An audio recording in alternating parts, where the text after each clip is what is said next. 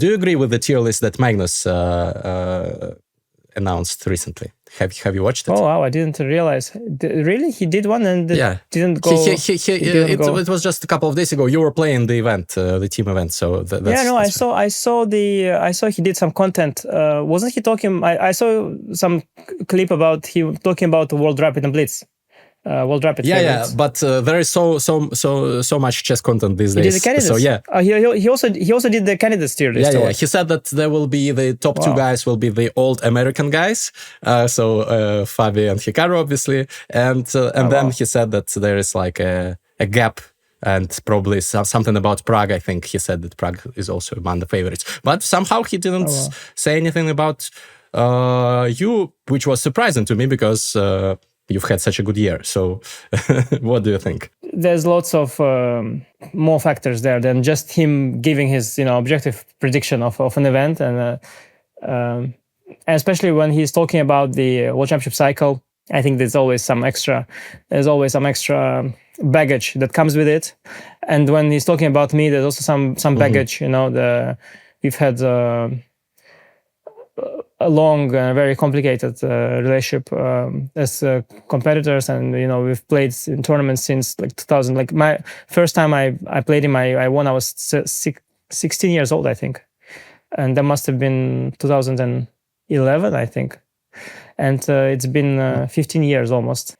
We've had many games. I lost probably. I wouldn't say I lost most of them. I probably drew most of them, but I lost more than I won. That's for sure. But we also had lots of different interviews we gave to different people, and we've had lots of. So let's just say that he's been mentioning me enough for the past 15 years that he can maybe now once not mention me for one tier list. But yeah, it's his opinion is always very interesting. But again, it carries.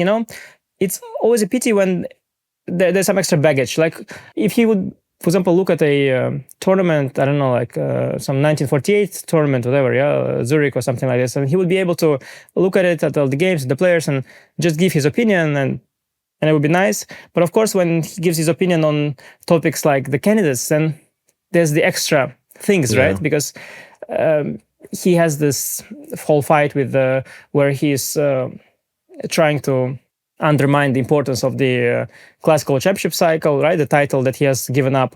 Of course, he has to undermine it. Like even if he doesn't want to, he has to do it. It's his, just in this, like it's just the thing he must do, just game theory wise, right? It's not a personal choice of his. And even if he doesn't do it consciously, his brain must subconsciously do it. His brain must tell him subconsciously that title that we both gave up, me and you, Magnus, me, your brain, and you, the rest of you, that one is not important. It's okay. Let's move on. Let's do other things.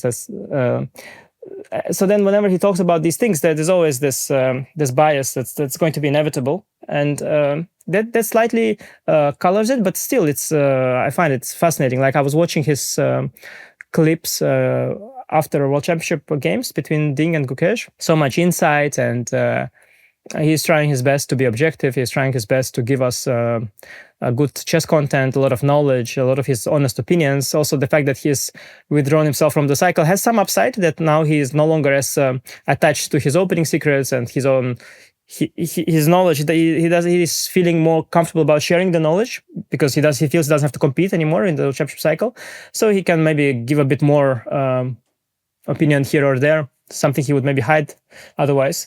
So I find all his content just really, really interesting to watch. And I find also there's so many things that I can learn from. And I also like to watch, sometimes I see some clips of him playing some Tal Tuesday things even, and the way he approaches positions. And when he talks about tournaments, also very, very interesting always. And he's trying to be objective, I think, but and he's very objective very often, and it's always very well thought through statements. But always there has to be some bias that is like, I mean, he's part of this world. Like he has to have he has to be looking at things from his own perspective, and you can't, even if he wants to sometimes step out of his shoes and look at it objectively, it's probably hard to do that when you are in his shoes. So I would still take it with always with some grain of salt. But I will actually the first thing after this podcast I will look up the missed podcast with Magnus that I probably didn't see some content. Yeah, it's a lot of fun for sure for me. Yeah,